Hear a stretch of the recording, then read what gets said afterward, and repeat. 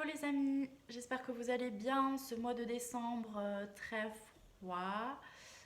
Moi personnellement il m'a apporté une belle angine, je suis à peine en train de sortir de tout ça. Une angine qui a duré quand même 10 jours. Et suite à consultation de mon médecin traitant, celui-ci ne m'a proposé que du Doliprane. J'ai donc été obligée de trouver des moyens de me soulager et de me guérir. Et c'est ce que j'aimerais vous partager aujourd'hui de manière très courte. Alors ce sont vraiment des choses très basiques que je vais vous apporter, mais j'espère que ça pourra vous aider si vous cherchez des solutions également. Alors tout d'abord, pour soulager mes cordes vocales, ce que je faisais le matin, c'est des gargarismes à l'eau salée. Le sel étant antiseptique, ça permet déjà de bien nettoyer. Ensuite, je me suis fait pas mal de tisanes au miel.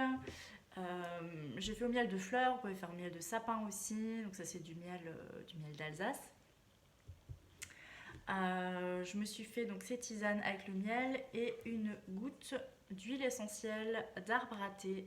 Je ne sais pas si vous connaissez cette huile. Pour moi, c'est vraiment une des plus basiques, des plus fondamentales à avoir chez soi.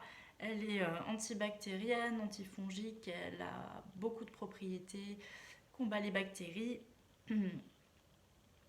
Voilà, une petite goutte dans une tisane pas trop chaude, et puis ça fait vraiment, vraiment du bien. Ensuite, en termes d'huile essentielle, j'ai utilisé aussi le Ravinsara, qui est spécialisé pour tout ce qui est trouble ORL, donc très bien en hiver. Celle-ci, je l'utilisais plutôt avec une goutte que je mettais sur mes poignets, plusieurs fois dans la journée, 2-3 fois.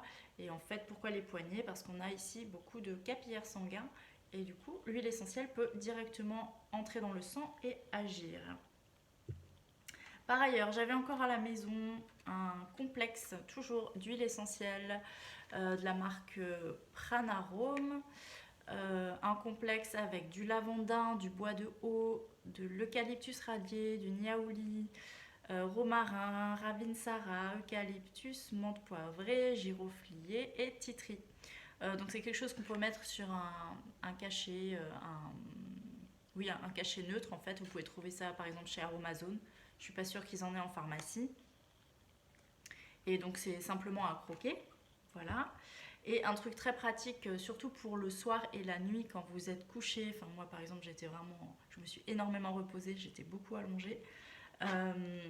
C'est un spray que j'avais trouvé en magasin bio de la marque Soria Natural et qui comprend plein de produits naturels également, de la propolis, de l'eucalyptus, du thym, de la sauge, de la myrrhe aussi. Donc très pratique d'avoir un petit spray sur la table de nuit le soir ou la nuit quand vraiment vous êtes embêté par ça. Et sinon en traitement de fond, c'est une cure que j'ai commencé depuis quelques temps déjà. Voici la magnifique eau de Quinton. On appelle ça aussi du plasma marin. Peut-être que vous connaissez.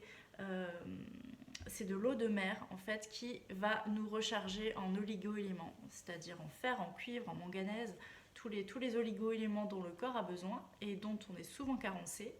Et ben en fait tout est contenu dans cette eau et le corps va savoir extraire directement et rapidement tous les bienfaits de la substance.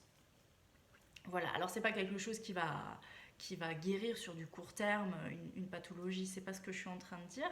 Par contre, c'est quelque chose qu'on peut prendre en fond toute l'année. Pour moi, c'est le meilleur complément alimentaire que j'ai trouvé jusqu'ici.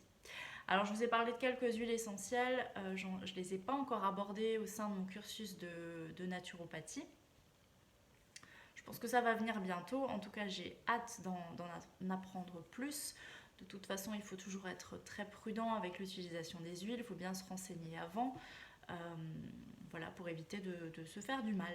En tous les cas, j'espère que ces petits conseils de base vous auront aidé. Si vous aussi vous avez des petits bobos cet hiver, n'hésitez pas à me partager en commentaire si vous avez vécu une expérience similaire, si vous avez trouvé d'autres moyens de vous soigner, si vous avez trouvé des choses efficaces, je serai ravie de les lire et d'échanger avec vous.